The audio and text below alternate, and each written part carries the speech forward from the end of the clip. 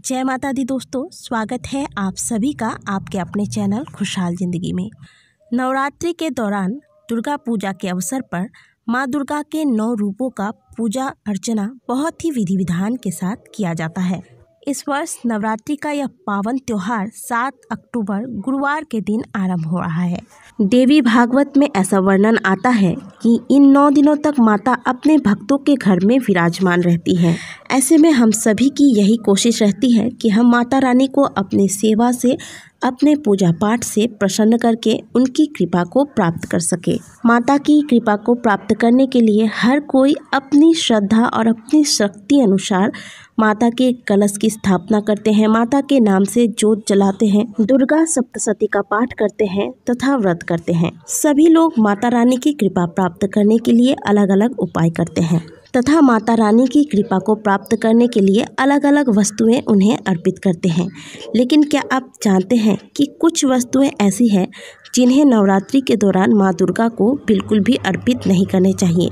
यदि इन चीज़ों को आप माता को अर्पित करते हैं तो आपको आपके किए गए पूजा का कोई भी फल प्राप्त नहीं होता है। इसलिए आपका यह जानना बहुत ही जरूरी है कि आखिर वह कौन सी चीज़ें हैं जिसका उपयोग माँ दुर्गा के पूजन में बिल्कुल भी नहीं करना चाहिए। हमारे हिंदू धर्म में किसी भी पूजा पाठ के दौरान नारियल का बहुत अधिक महत्व बताया गया है।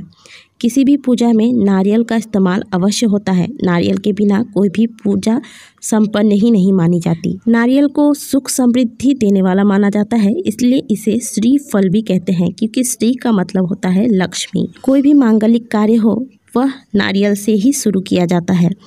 माता रानी के पूजा में भी नारियल मुख्य रूप से चढ़ाया जाता है। यही नहीं, कई ऐसे भी मंदिर हैं जहाँ पर माता रानी को नारियल से बलि दी जाती है। हम सभी भी माता रानी के पूजा में नारियल का इस्तेमाल अवश्य करते हैं, खासकर कलश स्थापना के दिन। लेकिन माता रानी के पूजा में नारियल का इस्तेमाल करते समय हम कुछ गलतियाँ कर बैठते हैं। नारियल कई तरह के होते हैं। एक होता है हरा नारियल, जिसका पानी हम सभी पीते हैं, इसमें फल नहीं रहता। दूसरा होता है सूखा नारियल, जो कि पूरी तरीके से सूख जाता है, जिसे हम मेवे के रूप में इस्तेमाल करते हैं। और एक नारियल होता है जिसमें जटाएं होती है, पानी होता है, साथ में फल भी होता है। तो हम माता रानी के पूजा में कौन सा नारियल इस्तेमाल करें? माता रानी की पूजा में आप जब भी नारियल का इस्तेमाल करें तो जटा वाले नारियल का ही इस्तेमाल करें। माता रानी को नारियल चढ़ाते वक्त इस बात का ध्यान रखें कि वह नारियल कहीं से भी चटका हुआ ना हो, यानी कि कहीं से भी वह नारियल फटा हुआ ना हो। माता रानी को हमेशा पूर्ण नारियल ही चढ़ाया जाता है, क्योंकि पूर्ण नारियल ही शुद्धता और पवित्रता का प्रतीक होता है। पूर्ण नारियल ही सुख समृद्धि का प्रतीक होता है और पूर्ण नारियल को ही श्रीफल कहा जाता है। इसीलिए माता को जब भी नारियल चढ़ाएं तो पूर्ण रूप से ही उसे चढ़ाएं। साथ ही नारियल जब आप कलश पर इस्तेमाल कर रहे हैं तो इस बात का ध्यान रखें कि नारियल हमेशा ही आप कलश पर लेटा कर रखें, इसे कभी भी खड़ा करके ना रखें।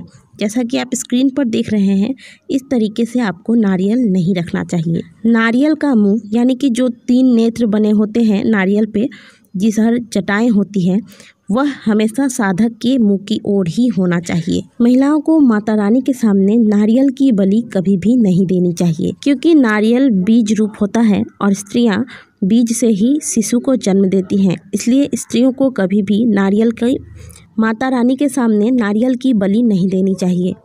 नवरात्रि के दौरान मनोकामना पूर्ति के लिए लाल रंग के कपड़े में नारियल को लपेटकर माता के चरणों पर चढ़ा दें।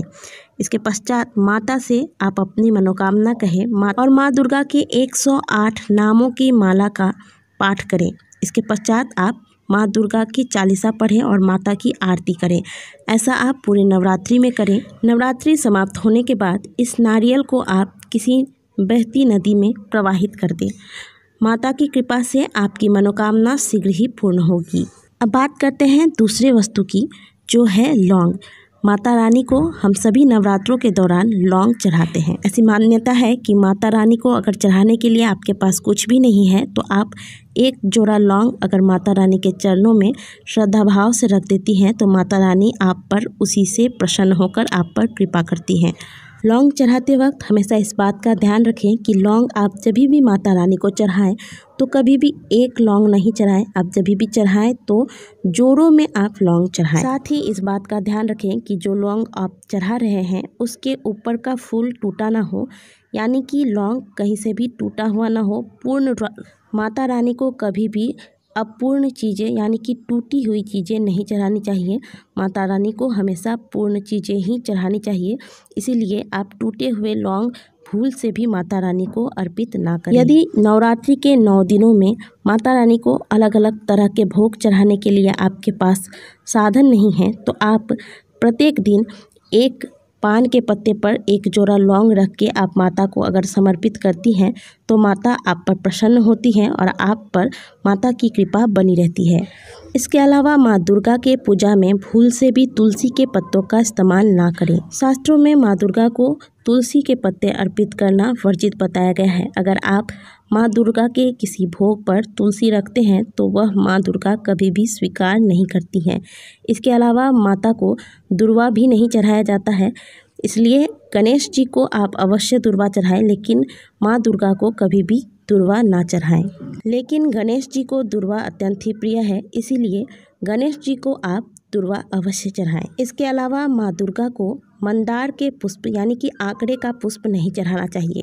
माँ दुर्गा को लाल रंग के पुष्प विशेष रूप से प्रिय है, इसलिए माँ दुर्गा के पूजा में लाल रंग के गुलहड़ के फूल का इस्तेमाल करें। इसके अलावा यदि आप नवरात्रि के दौरान माँ दुर्गा को कमल के पुष्प चढ़ा सकते हैं तो यह बहुत ही उत्तम होगा। तो दोस्तों, ये थी माँ दुर्गा के पूजा से जुड़ी हुई कुछ जरूरी जानकारियाँ जिनका पालन माता के प्रत्येक भक्त को करना चाहिए। आशा करते हैं कि आज की वीडियो आपको अच्छी लगी होगी। वीडियो अच्छी लगी है तो वीडियो को लाइक करें, कमेंट बॉक्स में जय माता दी लिखना ना भूलें। मिलते हैं आपसे अगले वीडियो में, तब तक के लिए ओम नमः शिवाय, जय माता दी।